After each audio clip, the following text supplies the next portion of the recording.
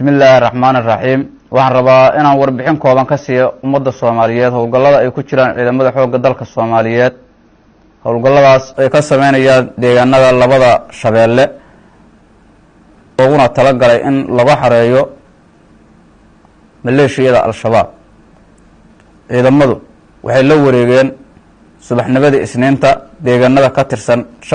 gobolka Shabeellaha Hoose sida Sabiib iyo Caanoole ayuu kula wareegay dagaalku dhaxmaray ama ay isaga hor yimaadeen ciidamada xoogga dalka Soomaaliyeed gaar ahaan ciidanka danab iyo maleeshiyada al-shabaab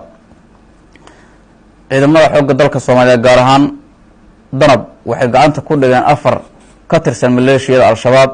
ayna ku jiraan horjoogayaal waaweyn waxaana lagu wareejiyay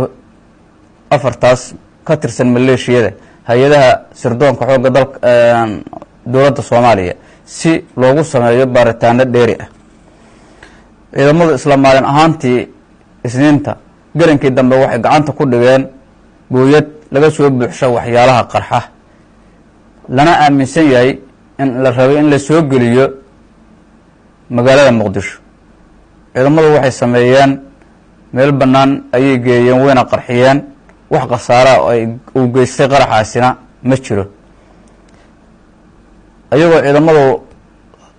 horay u sii watay howlgalkoodii isla maalin ahaantii dambe ee Talaadada waxay sameeyeen guulo la taaban karo ayagoo la wareegay deegaanada kala ah Beled Aamin Macalinka iyo Cumar Beer ayagoo maleeshiyaadka al-shabaab markay ogaadeen inay ku soo fool leeyeen ciidamada